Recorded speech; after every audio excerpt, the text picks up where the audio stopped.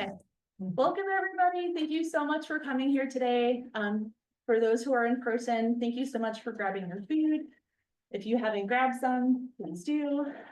There's coffee, tea, water. We have drinks this time. Like, it's very exciting. Before I do intros to the intro main talk today, I wanted to first give a huge shout out, and all of us clap for Mark Astacio-Palmer. Let's put this whole seminar series together. So this is the second year actually of our seminar series. So this is the Healthy Regions and Policies Lab, seminar series. We're really interested in place, health, how where you are can influence health outcomes, and as well as like the social determinants of health, structural drivers of health. But that really takes a multidisciplinary approach. So we've been really excited to start to invite more folks outside of the traditional health geography world. And it was super exciting to see Catalina's work the last year. Because you came here last year. And I was in the sprint. Yes, sprint. for sure. And so we're very thankful so thank you, Mark, for putting this all together. And there were like many extra hoops. Yes. Here today, but it's phenomenal. We're kind of a bougie group where we want to make sure the food is good, the drinks are good, so we can just focus on the research, right? So with that, and we'll pass things over to Dr. Jose Alaves, who's a postdoc scholar in the lab, doing a lot of really interesting work at the intersections of cartography, increasing health, community engagement, and he will give you an introduction to our main speaker. Thank you, Marina. And this is wonderful because already you say a lot of things that I want to say, but it's great. I believe it's really important for me to bring scholars of Catalina because really with this dialogue between what to extend the boundaries of first geography, cartography, that is my field, and the social groups of health. That being said, I just want to introduce Catalina and with her quick bio. Catalina Arzate is an assistant professor in the Geographic Department program here at UIUC, School of Art and Design. Catalina uses feminist and critical theory, the lens of participatory design, and the dynamic structures of service and systems design to conduct and evaluate interventions related to emerging technologies and community well-being, with a special interest in the representation of bodies in healthcare and media, parenthood as cultural construct, and justice framework. Catalina's professional experience has been based in Colombia, India, and the US, in graphic design agencies, research labs, startup incubators, supporting the work of funding agencies and research networks, and as a consultant in design, gender, and social justice. So please help me to give a warm welcome to Catalina, and I'm really happy to hear what she's going to say about. Thank you. All right. So thank you for being here again, and thank you to all the lab members. And so I know we have a number of students joining in Zoom as well from one of the classes in the Art and Design school with Professor Jorge Lucero. So I hope they can hear me well. If not, I guess they can let you know in the chat. But I trust the owl is doing his work. It's already said, I teach in graphic design. We have a graduate program called Design for Responsible Innovation. So I was kind of thinking of how do I speak to this audience, but really I've been working with this idea of territories and mapping for a while. So there is overlap, probably not from a geography standpoint, but this is kind of the nice thing of just making bridges across campus. So what I will do today is talk about how I started working with this idea of territories and mapping in the first place. How do I feel that they are it have worked for me as a scholar and as a person, as a human being. These categories, thinking through territories and thinking through mapping, has been very transformative and has allowed my creative practice to happen and to evolve, like really to we say in Spanish, like detonar. I don't know what's the word in English, but like something like sparks out of somewhere. It really happened with territories and mapping. So I will kind of describe how I think about them, and then I go into how I'm using these two terms and practical tools in the context of participatory mapping in postpartum. So I'm a designer and I'm pretty picky about how colors are represented in the screen, and it's usually not the way it should. So it's a little brighter, and I'm sorry that generates like contrast for like too much contrast for some folks. That was not the intention. So just I just have this one slide to talk about how we think about technology. So a lot of my work has to do with design and technologies. So we, you know, for a long time, we've been talking in my discipline and in others about emergent technologies. You know, like we don't get to use or to learn a technology fully when the next one is already kind of emerging in the, you know, in the industry. You know, like last month, ChatGPT was speaking to users and it's like, what? And the next day something else happens. You know, it's like this crazy fast-paced innovation, this world in which we live in. And I feel the concept of emerging or emergent technologies was very useful to actually understand how innovation occurs in this day and age. And at the same time, a lot of design work happens to try to catch up with the next emerging technology, right? And I see that a lot in the industry. I see it with my students. We try to, you know, the next, whatever comes out from the industry, we try to adapt it to medium contexts. And what we have today in terms of how technologies are being deployed is pretty much a lot of the same, right? Like we have a lot of the same Uber model or Airbnb model, AI, Gen AI model for a bunch of problems. So that's kind of inevitable, but I've been thinking on how else can we design or how else can we think on technology that we don't have to feel this pressure. So I've been thinking about this idea of situated technologies as a way of slowing down the pace of everything that's going on around us, and really think more deeply about what technologies are affording us to do. Not much in terms of, you know, the technical possibilities or, I don't know, online payment and all these things, but really what they afford in terms of social dynamics, in terms of counter narratives, counter practices. What is it that they are allowing us to do from a kind of more content culture point of view?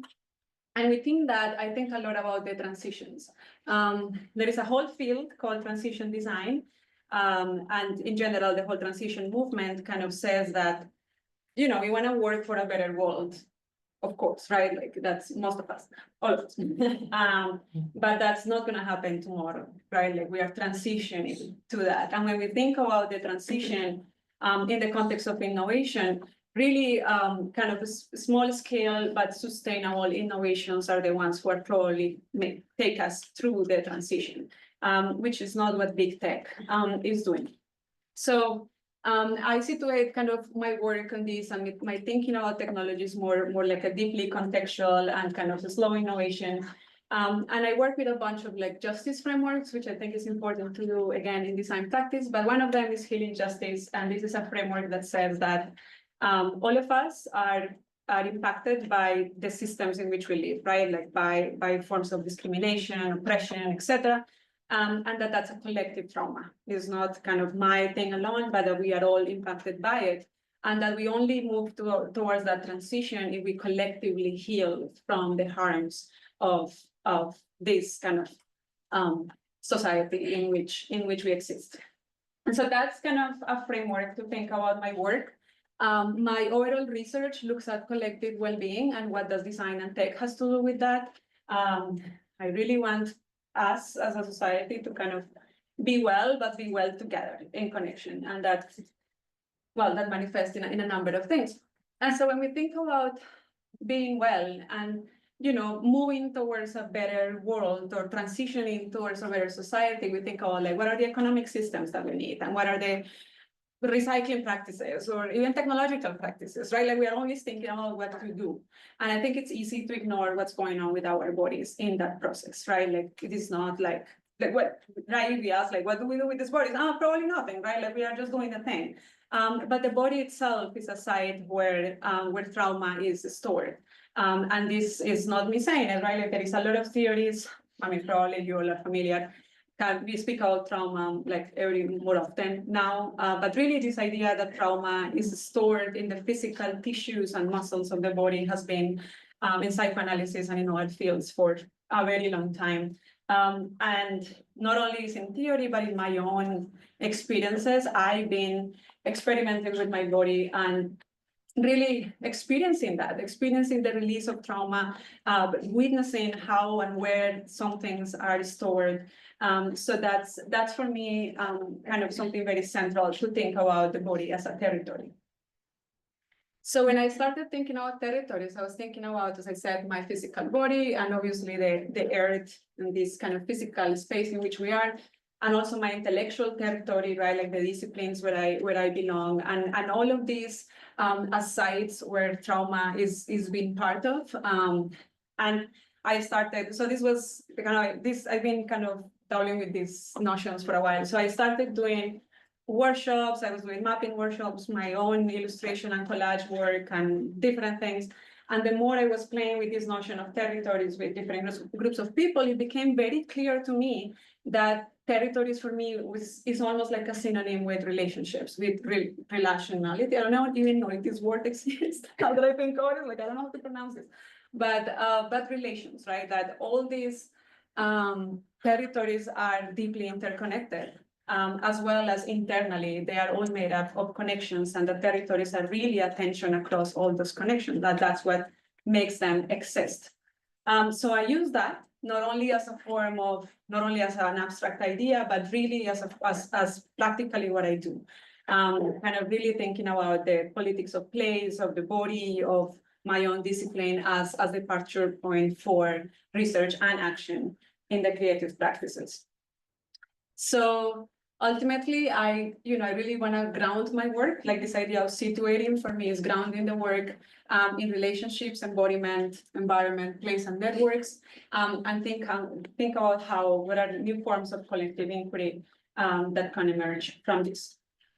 And before I get into the postpartum part of this, when I was kind of putting together this presentation, and with this notion of situated tech and situated practice, I had like a number of things to say, but I just chose this one, which is something that is very important for me as a scholar and is really joining and supporting local struggles that are happening in the same territory that I am. I collaborate a lot, and I hope to collaborate even more with social movements, with organizations, with NGOs, with community health counselors, with a number of people who are doing the work on the ground. And that bridge is not only important for me to be able to get access to human beings, like my practice needs people, right? So, and then it's hard to find people to do participatory work. So obviously that's a trusted link to communities, but that's like the most utilitarian way to look at that. That's important, but really beyond that, is about agreeing in our vision for change, or agreeing in our vision of that transition, and literally moving together and forward into that vision, like into that world that we want to build, that they are already working on it, and making sure that academia doesn't stay kind of detached from society. So as I think about territories, I think about maps, right? So I think about today is only about kind of the physical body. So the maps that we know for our physical bodies are anatomical drawings, right? Like those are the ones for us in the West that have been under the empire of Western medicine. Really what we get to see as a map of the body are anatomical drawings. And I look at them as a graphic designer will do, which is, this is an image. What is this image telling me? What are the colors? What are the symbols? What are the ideologies behind this image? What is, what are the signals that are sent to me with this graphic piece? Who made this, right? And why was it made in that way? Kind of what I do with my graphic design students pretty often, kind of looking at these images as carriers of meaning.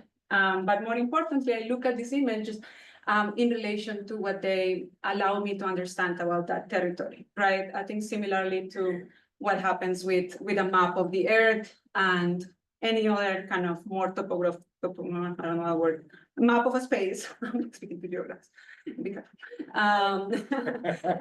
Topographic?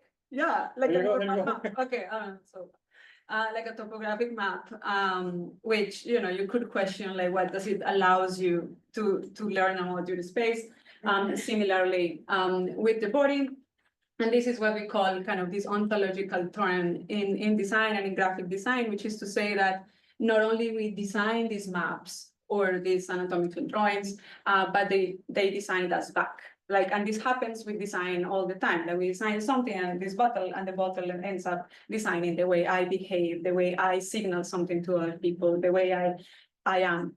And so, if so, right, what can we learn from anatomy? Like, what is it? What is that version of anatomy that we can?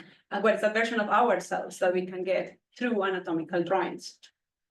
So I'm a little obsessed in the last kind of this year with anatomical drawings, and there is a lot to it. Like, I think next time maybe we'll do like another talk that is only about the history, or not history, but like all the, the construct around anatomical drawings. But for today, I only had these two, because the history of anatomy itself as a science and as a system of power really is really fascinating, right? Like, from where was these bodies taken from, and like opening corpses and corpses of people who were punished, and like some things that were kind of horrible, and all the trafficking of human bodies, and like how a lot of anatomical drawings have led to the normalization and the creation of standard bodies, which is deeply problematic for society in general. But anyways, the history of like Western anatomy is really interesting. And I also work a lot with traditional Chinese medicine, body anatomy drawings, particularly for acupuncture.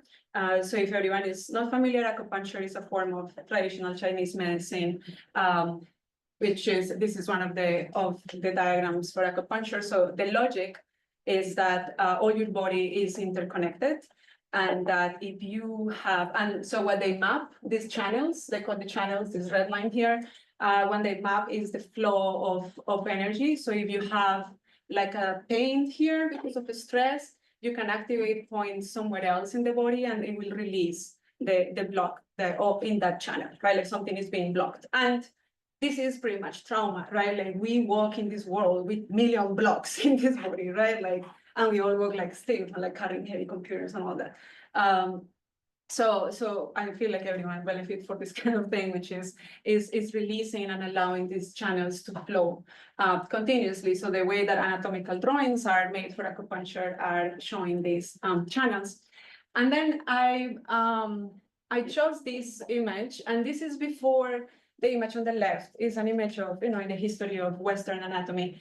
And it's an image of an anatomical drawing made before corpses could be opened to see what's going on inside the body, and of course, before any other imaging technology. And they were representing, by the way, a lot of women, like, they were obsessed. But anyways, this one, they were representing a man with some form of ailment. So the way that they will do that, because they didn't know exactly what was going on with this body, like anatomically or physically, is that they will resort to something that I think is the most human, the most primal, the most like natural thing for us to do, which is symbols and just making connections to things that you don't see. So this man here, is the way that it was described in the book where I found it. It was a mirror, it's like a microcosm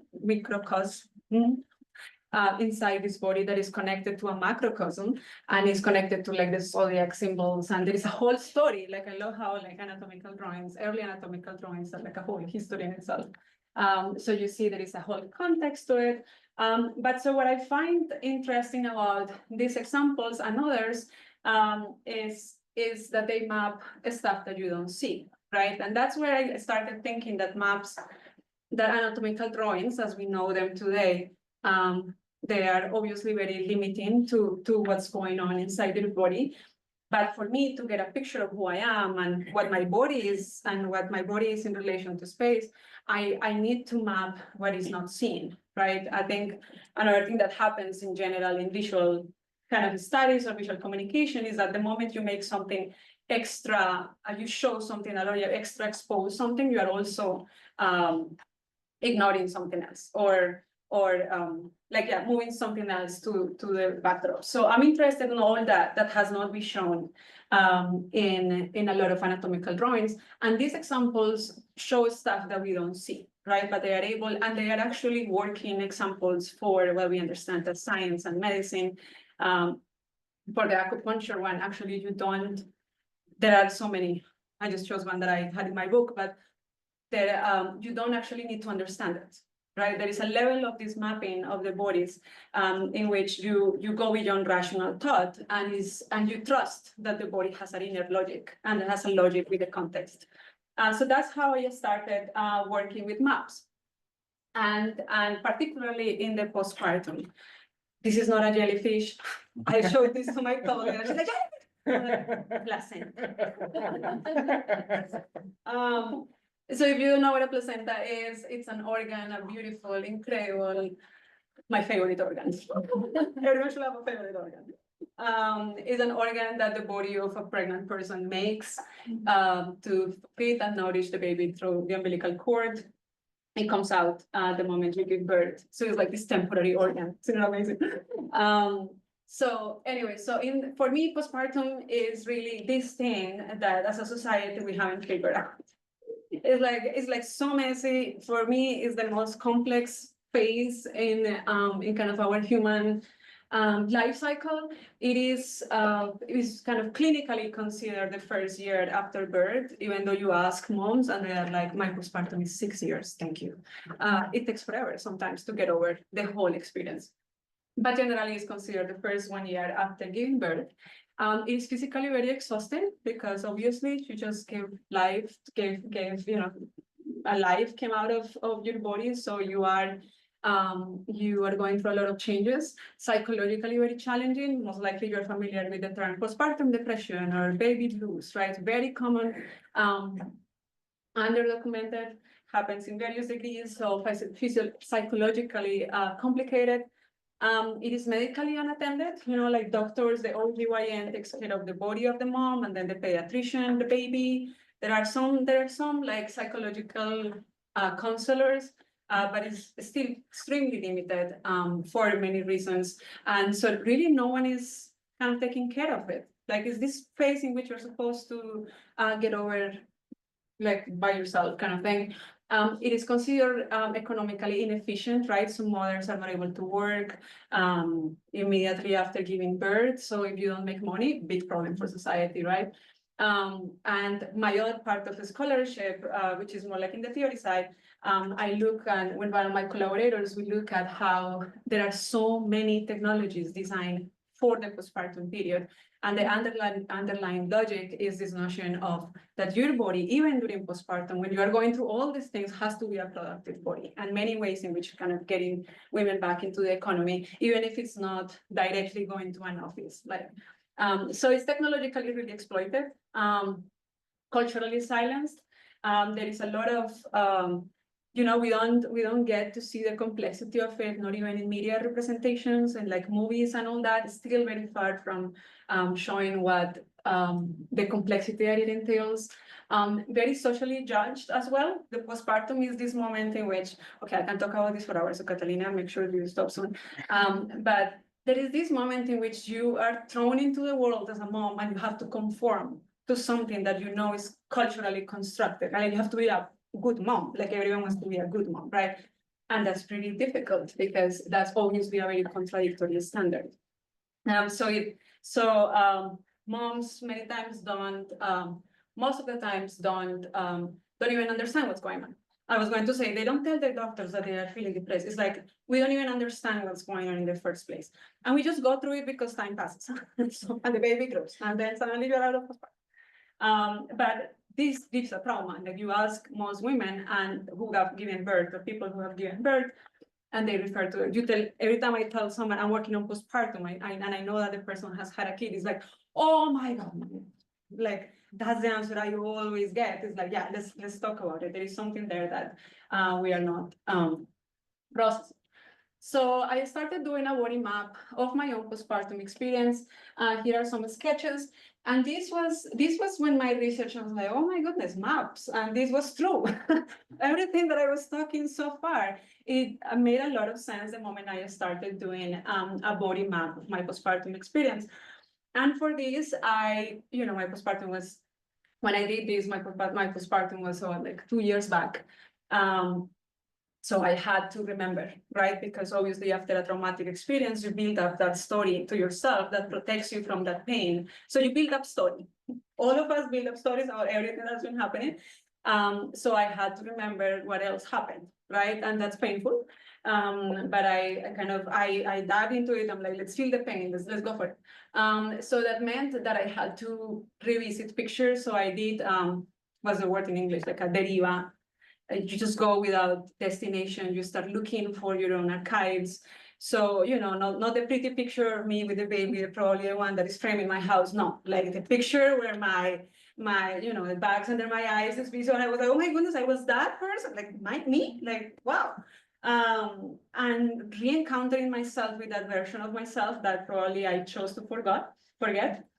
I did a lot of work with textures, with drawing, with movement, and using other techniques that come from a specific kind of theater that I'm kind of trained in. And these things started coming back to me, and I just started mapping it. And so this was very, one of the most interesting things is that the body map, the final piece, which I'll show next, it was less of the final outcome, but it was the mapping itself, what it was allowing me to come to the next kind of thing that I wanted to map, which later became like these categories that I used to think about my body, but it was just really through the mapping that it was happening. So I couldn't have made it otherwise. So here's the piece, and what I realized with this process, and it was just so fascinating to work on this because it was just flowing and giving me so much insights. What I realized is that there was precisely that dominant narrative. I kept saying the same story over and over about my postpartum in general. Like I didn't knew I was going to end up working on this, right? But just as after being a mom.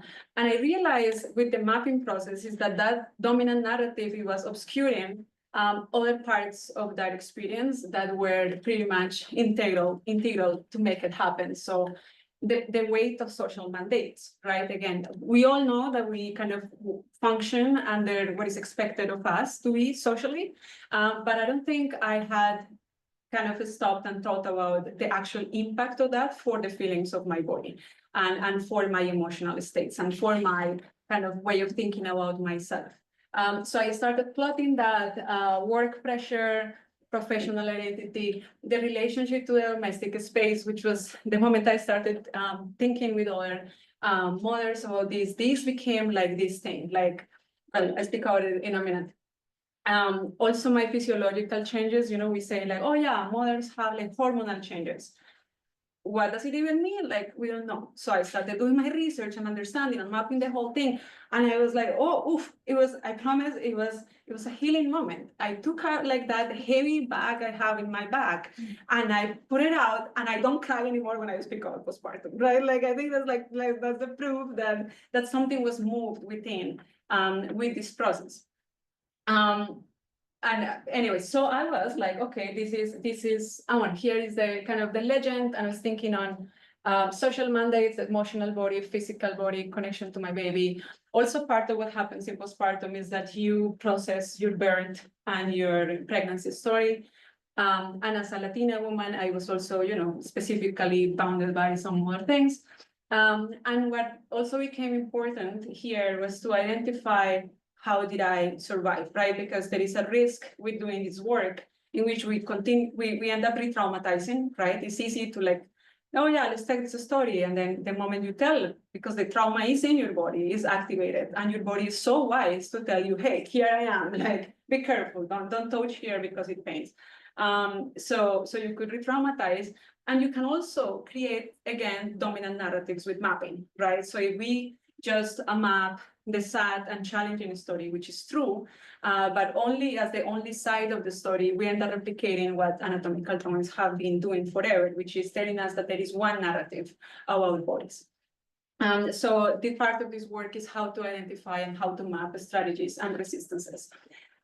So I started thinking on how do I do this with more people? I was like, this looks like a very versatile and very really beautiful tool to work with other people who have given birth. And to think about what I was saying earlier, like how can create, like what does it mean to create a body map that helps us understand ourselves differently? What is that process of making and thinking about how I think about myself, and what kind of mapping can emerge from that? And what kind of narratives, again, that mostly of kind of resistance of counter narratives. And I work with the Latinx communities because this is a community that, in my opinion, has a crisis of care. We have way less federal funding or any other kind of funding for studying the health of the Latinx community.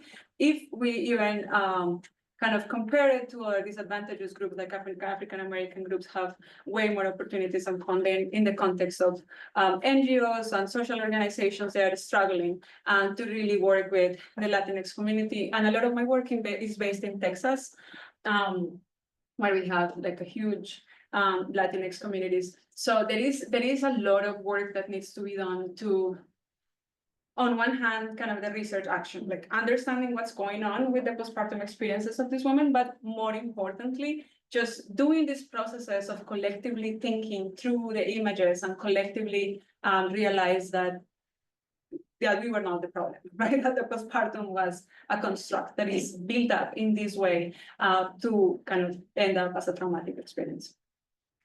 So we do three things, and this is really work in progress. Like I was telling Jose that you should invite me next year. So I'll have like more progress on this. This is really what I'm working on currently.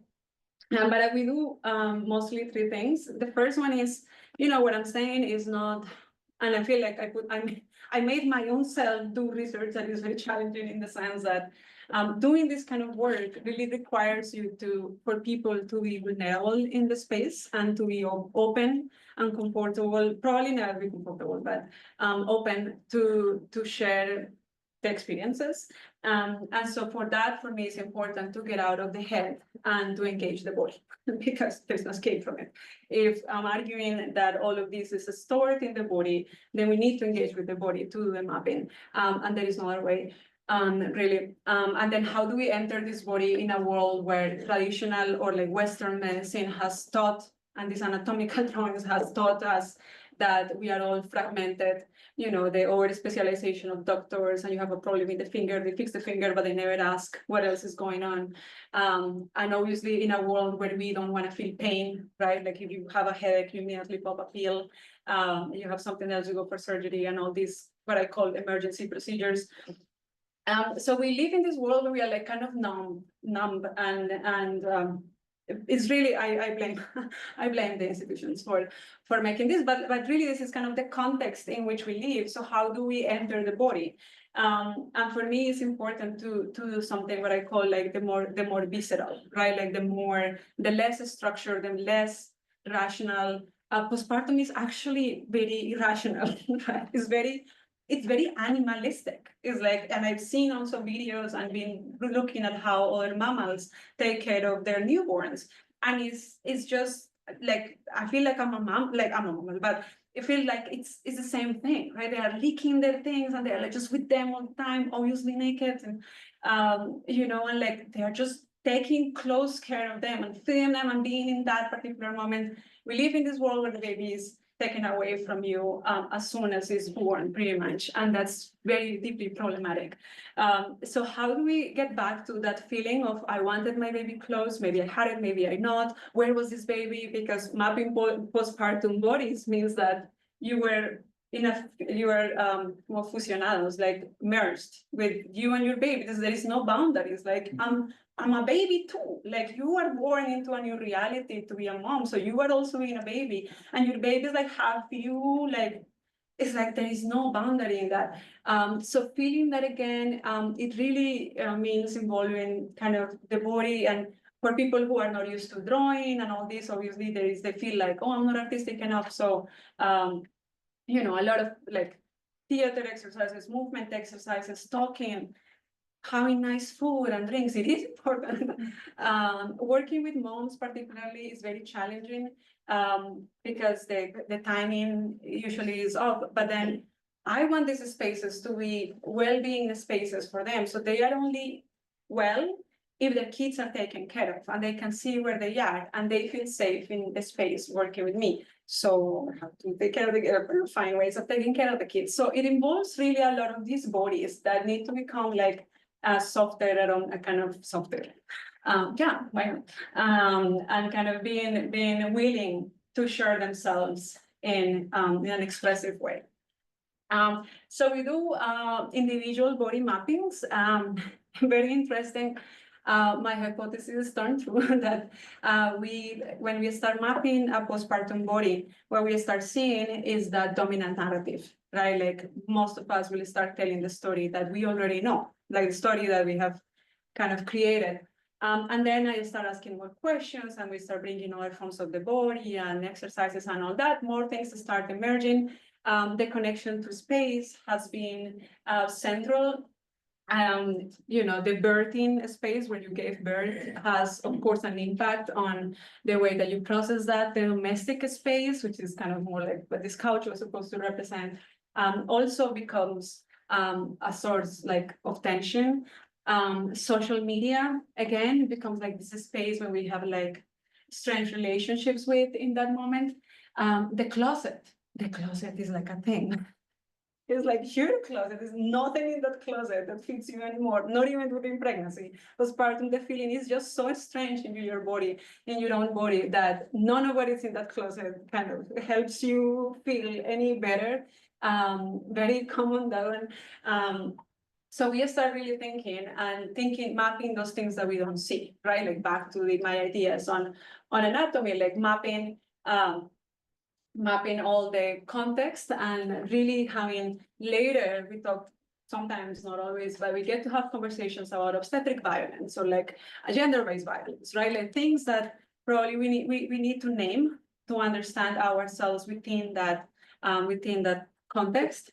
And really what I'm looking at and what I'm doing currently is less of seeing if the mapping, like the impact of the mapping for telling that story. I'm really in a stage of looking what are the possibilities. What can all these that I just spoke for 20 minutes or whatever, what else, what are the possibilities? What does it allow us, afford us to do? Probably other things that I don't know. And that's why I just allow the research to show me the way. So we'll see what else it allows us to do beyond portraying the narratives. And the third thing that we do is to sit together and to think about what's on one level is the patterns and kind of the collective story, but it's also that story of resistance, right? Like the research from psychology on Latina perinatal health is so important and has informed my practice a lot. And at the same time, all what I find is like the bad news, it's like, these are the problems that Latina women go through, right? So I really think about how this practice can help us think about different narratives that really talk about what are these women are actually capable of doing and what they are doing in the face of adversity. And making this loop, which I've been obsessed with forever, which is like an inquiry on myself, and then we do it together and I come back to myself kind of thing. So this is what I'm kind of really aiming for, is thinking of maps as collectivity, as aesthetics that emerge from that collectivity, as counter narratives and as a collective vision for our transitions. And so just to close, this is kind of what I also refer to as a crisis of care, is that I feel in this world, the people who care for the environment, for children, for the elder, for these buildings, for life, are the ones that are most kind of ignored and marginalized. And I want to work for a world in which we care for those who care, and that we ultimately rethink innovation and rethink the way that technologies kind of sprout. There could be me and my million ideas somewhere in the corner of my studio. Is like, what else can happen with this project in the future? But that's not so important. What I firmly believe is that we can think of innovation in this way, and from here probably to get to something that will be beneficial for more people. So that's it. Thank you.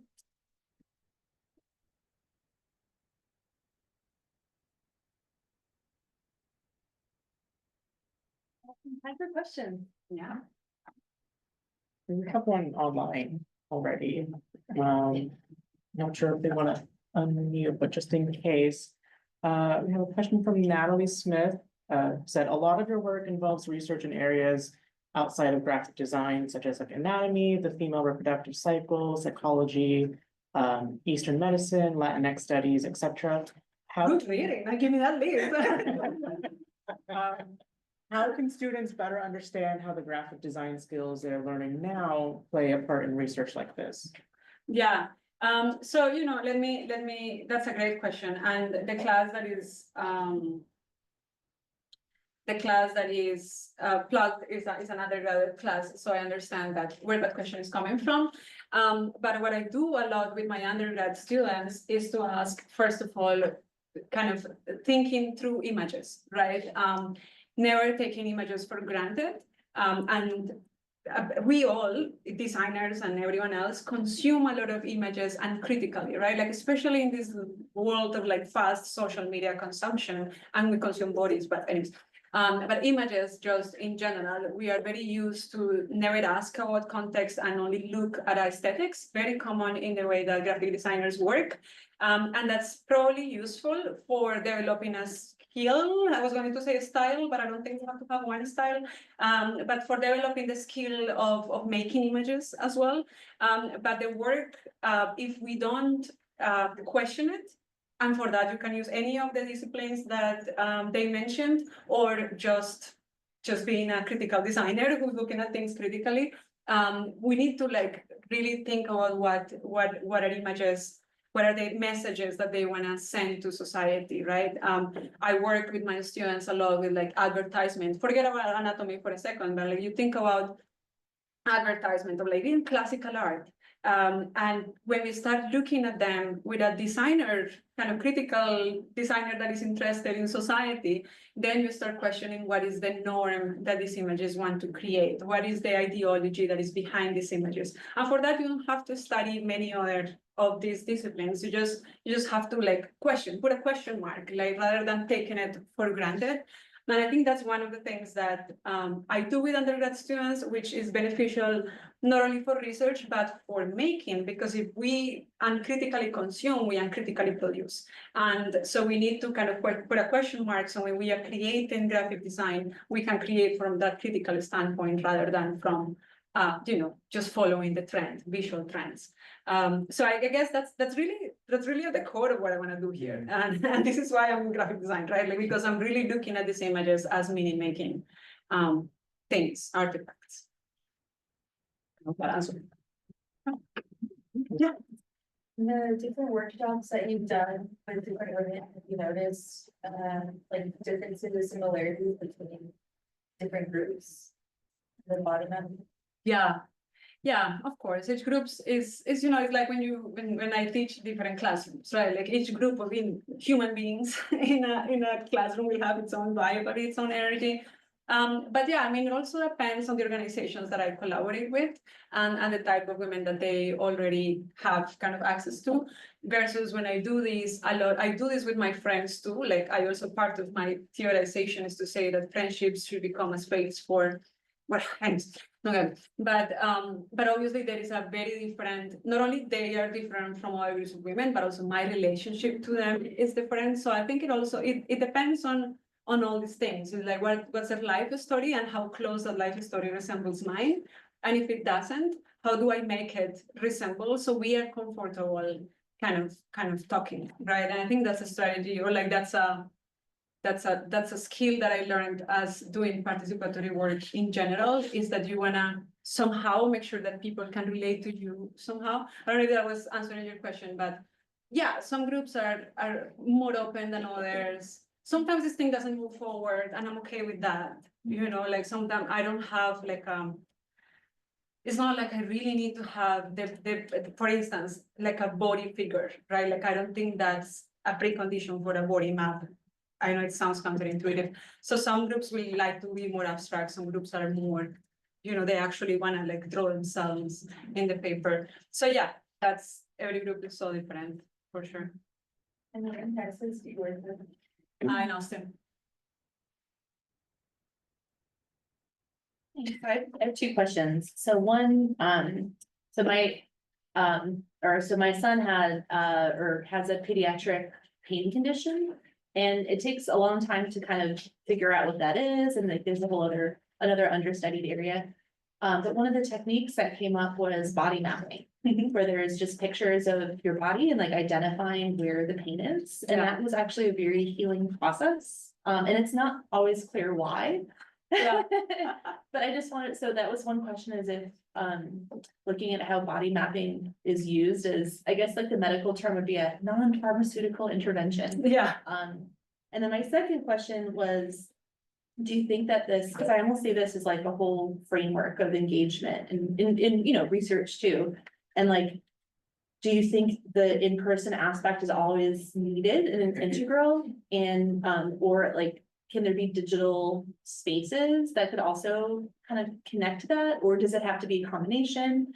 And so, and part of the reason I ask that is I think a lot of the things that you're doing here, like if you, like in the intro, you talk about like maps territory, it's like, it could be bodies, but it could be a lot of other things. Yeah. But like a lot of the environmental justice work is like you're mapping, pain, trauma, suffering, Yeah. on like the body of places in this different way. And it seems like what we found in our team is that having groups of people like try to go through that together, like through the process is really important, but sometimes it's not always clear where that goes, because we're hitting like the limitations of traditional GIS systems. But it seems like, so yeah, if you had any Yeah. thoughts on either of those things. Yeah, so to your first question, yeah, so body mapping is kind of established quantitative methodology in the research and in clinical practice as well. I've come across, so part of what I do, I partner with therapists also who are in the space with me, and they have used it in their clinical practice. So I know in the therapeutic world, is widely used, and in the research world as well. What I see a lot is that, yeah, you're right. Like there is this mapping of the pain and discomfort for multiple health conditions. I've seen it used for very multiple health conditions. And kind of what I want to do here is like really politicize it a little bit more and push the boundaries of that, and really think of like social and political context of any health condition, but postpartum in particular. And to your second question, so my take on that is that we do this in person. I'm not compromising on that at the moment. It's just not happening otherwise, especially because these processes take time. So, if I've been prototyping as a good designer, I prototype components of it, and I'm preparing for a larger project in Texas where we do the actual thing, and we are talking about 3 full days of doing the body mapping. So in person, and definitely all the other parts of it, right? Like the fact that you can do the body movements, and I do a lot of like in pairs body movement, and it's such an important thing because people like, it's simple stuff like standing in front of each other with some distance, but you stand in front of each other. And what always happens is like people start laughing because we don't know how to keep the eye in someone and some other human. It just feels so weird. And that laugh, it's the most amazing kind of tissue that connects the group anyways. So I think that's really important for this kind of more visceral process. I'm doing all in person. Yeah, we had a COVID or a pandemic oral histories project, and initially it was all digital, and we thought that would make people more likely to share because it would be in their own privacy. Crickets, right? But when we switched to in person, it was such a, and I think especially because like how people are processing the pandemic is still, it was, people had, it's such a visceral, messy process. Like you need this extra connection. And that kind of pushes against technology a little bit, but it also maybe highlights like the humanity of what. Totally, this I practice acupuncture in a community settings, and it's like 12 of us seeking the treatment, and just being next to another human, even if you don't have to talk, it has its complexity, right? That there is something about other people that can make you uncomfortable. There is something that is moved by just being together. So I think that that's the skill that we need to exercise socially. Like, how do we share space in person? Because we need to move to a world in which we can coexist physically with technologies, of course. But I think that human tissue in the space is really important. I have some thoughts to share. Like at first of all, I love the theme. I felt like, a lot of it is coming from your own experience. And so, you're able to, like, you don't need to necessarily empathize with someone else because you yourself have experienced it. Something that I was also like realizing as you were like, advancing through the presentation was a lot of this also holds good even in these in the world of like sports where athletes have like they are also subjected to a certain kind of training. Not everyone really wants to do it, but now like look, if you're in a team, you have to train that way if you really want to perform, and all your peers are doing it. If you don't do it, you're not gonna make it in starting 11. So they go through like a lot mentally and physically. Of course, they have a lot of resources, so that's of course a different story in that sense. But they certainly go through a lot like physically, and I mean, if you look at the sports stars like who like been in a particular sport for a very long period of time, you would see like how their bodies sort of change over the Mhm. course of time, Yeah. and as they retire, they again like enter a different phase. One area of overlap where I felt could be interesting to explore could be uh, women's sports. So I was listening to a podcast. I mean, it's a Nike podcast, but Alex Morgan, who's the striker of the American soccer team, was actually podcast in that episode, and so she was sharing uh, how she had to take a break when she when she was having a baby, and then she had to really work hard to get back into the starting 11 because obviously not like one you're subjected to the constraints of like being an ideal mother, and on the other hand you're subjected to, of course, like she is still sort of the senior most striker in the team, so she's also subjected to that. So there's like multiple layers, and it's very commendable that she's worked through it, and she's a source of inspiration for a lot of women and men and other people too. But that I think is quite an interesting area of overlap, right? Like in terms of how sports and motherhood could sort of, that intersectionality there is something that I would like find really interesting to learn more about. So that's a potential like sort of area. Yeah, I mean, the Olympics that just happened, right? Like, well, not just happened, that happened just a bit ago. There was a lot of which I kind of conflict a little bit with those narratives. There was a lot of idealizing this notion that women out of birth or whatever the postpartum period can compete as professional athletes, and I guess it's the media kind of monopolizes on that, and I'm like, yes, like part of me is like, okay, yeah, they got their life back into it, but I think it's also again part of the pressure socially to say that, oh, if this woman can come back to be an athlete, I can definitely come back to my office and work on my laptop, right? But that seamless kind of transition is actually what leaves the trauma because you don't process what's going on in that moment with your kid. So yeah, I think that narrative itself is a little problematic for women at the same time. But yeah, sports bodies are also all bodies are very interesting and how they change over time. Very nice to know.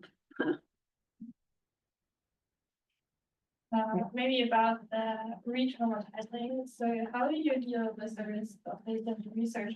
For me personally, actually, already embodiment is kind of re-traumatizing, which makes it from the beginning kind of difficult. But yeah, I was thinking how you address this in your research. Yeah, great question. I have a question. So the first thing is to be very clear about what's going on in the space, right? I think it's very important to be very transparent where I'm coming from, what are we doing here, why are we coming together, and why me and why now kind of thing. Like I think that's for me, like, and also with that's a question that every person I collaborate with who has access to communities will ask me, right? Like, how do we deal with that? And then it's in that transparent communication that we find ways. That's for me is like the winner, but then there are other things like I partner with therapists who can be on site in case we have something that has been triggering to someone. But I really I believe in participatory processes. Participatory mean that people can make decisions of what's going on in the space. So before something happens, we have agreed as a group into how are we going to support someone who's being triggered by the exercise. And there are strategies that we came up with together that everyone is ready to deploy in that moment. And I truly believe that a group of women is able to support itself as long as they have, they know how, right? So I haven't, and I feel like sometimes, I don't know, I was going to say something else, but I feel like sometimes we're more, I've been scared of that risk too. Like part of me is like, shit, what am I doing? Like really, what if something happens? It never goes that bad. It never really, I mean, I have to try it more and probably get some stories there, but it's really about doing the work slowly. I think that's also matters a lot, right? Like we don't sit there and like, okay, tell me all your whole story. No, like that's why we enter the body first. That's why we feel together. That's why we eat nicely and we play with the kids, and all of that is part of how we are together. And of course, people sometimes don't want to share, and that's completely all right? That's also another form of participation. So just keeping an eye on what's going on, a lot of like mindful engagement in the space. And I think one last question to you, and then we're already a lot over time, so we'll close off. It's probably a quick question anyways. I was wondering if you ever do follow-ups with any of these people later and see like more the long-term, how they felt about the workshop and if they go back to some of those techniques, and also if they have a second child or another child afterwards, how different their experience was having gone through the workshop. Yeah, so that's my idea as I move forward with the research. I haven't kind of done this after a long time with anyone to kind of do it, but I've done it, and I still kind of check in with the people that have been doing it, because it's like we open a door here, right? And I have the responsibility as a researcher and as a professional, as a human being, to make sure that that door is kept taken care of and that it's not just like open and exposed. So yeah, ideally, so part of the notions here is that we call it like an engagement plan. It's not like a participatory session, it's like an engagement plan. Even before we meet, there is also, they have to do their own, drift into their own images and finding their own evidence to remember postpartum. And after this, there are also other things that happen to also kind of measure impact.